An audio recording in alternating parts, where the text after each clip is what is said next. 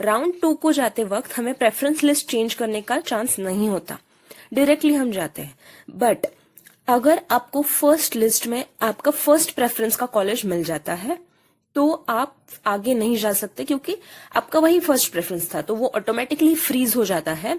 आपको जो डेट्स दिए हैं उनके अंदर उस कॉलेज में जाके एडमिशन की प्रोसेस कंप्लीट करनी है, फीस वगैरह पे करके कॉलेज का एडमिशन फॉर्म भर के पूरा कंप्लीट करना है।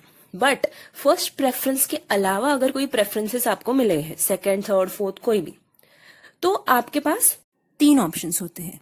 एक तो वही कॉलेज फ्रीज करना, और दूसरा उस कॉलेज को एक्सेप्ट करना बट आगे भी हमें जाना है बेटरमेंट के लिए, वो एक ऑप्शन होता है। और थर्डली एक्सेप्ट ही नहीं करना कॉलेज को और आगे जाना है दूसरे राउंड के लिए। तो ये 3 ऑप्शंस होते हैं। फर्स्ट ऑप्शन अगर आपने लिया फ्रीज का ऑप्शन, तो आप आगे नहीं जा सकते। आपको फर्स्ट कॉलेज मिलता है फर्स्ट प्रेफरेंस का तो ऑटोमेटिकली फ्रीज हो जाते हो। दूसरे कॉलेजेस मिलते हो तो आपके ऊपर होता है कि फ्रीज करना है या नहीं। फ्रीज नहीं करते, एक्सेप्ट करके बेटरमेंट के लिए ऑप्ट करते हो, तो वो कॉलेज की सीट आपके लिए रिजर्व रहेगी।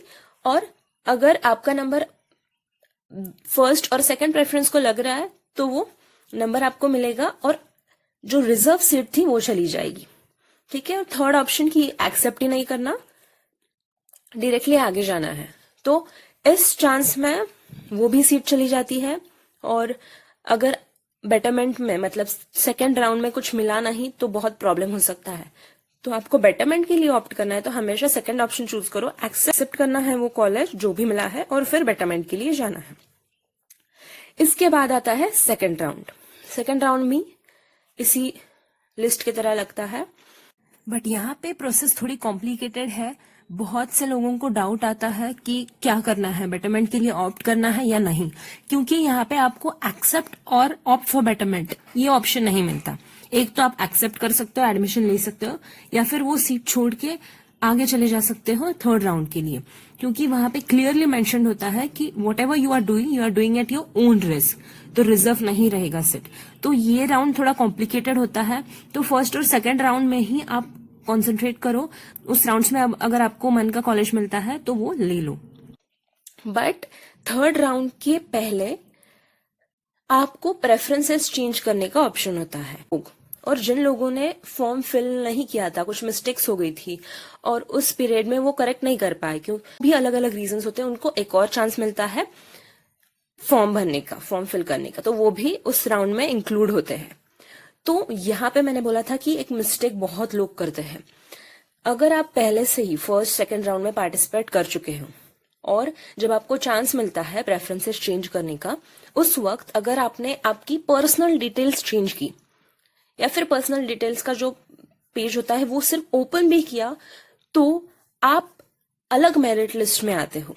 मतलब 2 मेरिट लिस्ट होती है थर्ड राउंड से पहले। एक मेरिट लिस्ट जो पहले से ही पार्टिसिपेटेड है फर्स्ट और सेकेंड राउंड में, दूसरी मेरिट लिस्ट उन नए लोगों के लिए जिन्होंने अभी अभी फॉर्म फिल किया है, वो पहले 2 राउंड्स में थे ही नहीं। तो अगर आपने पर्सनल डिटेल्स चेंज किए या फिर वो पेज भी ओपन किया, अलग पेज होता है वो, प्रेफरेंसेस का अलग और पर्सनल डिटेल्स का अलग, तो आपका नाम उस सेकंड लिस्ट में आएगा।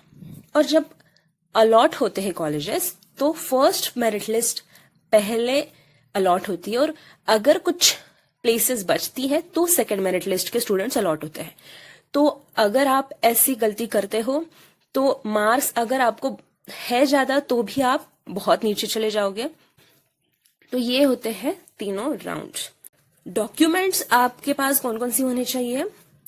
सबसे पहले तो मार्कशीट इस एग्जाम की, फिर एडमिट कार्ड बहुत अच्छे से रख लो, अभी बहुत टाइम जाएगा इस प्रोसेस के लिए, तो मिसप्लेस नहीं होना चाहिए। फिर स्कोर कार्ड, वो आप प्रिंट कर सकते हो। Birth certificate, domicile certificate, caste certificate, अगर आप ओबीसी, एससी, एसटी किसी से बिलोंग करते हो तो caste certificate is must, and PWD certificate अगर एप्लीकेबल है। और सबसे इम्पोर्टेंट, अगर आपने ड्रॉप लिया था 12th के बाद तो ड्रॉप सर्टिफिकेट मतलब गैप सर्टिफिकेट भी आपको आपके पास होना चाहिए। तो दिस इज इट। अगर आपको कुछ क्वेश्चंस है तो कमेंट सेक्शन में पूछ सकते हो, I will clarify that. Thank you.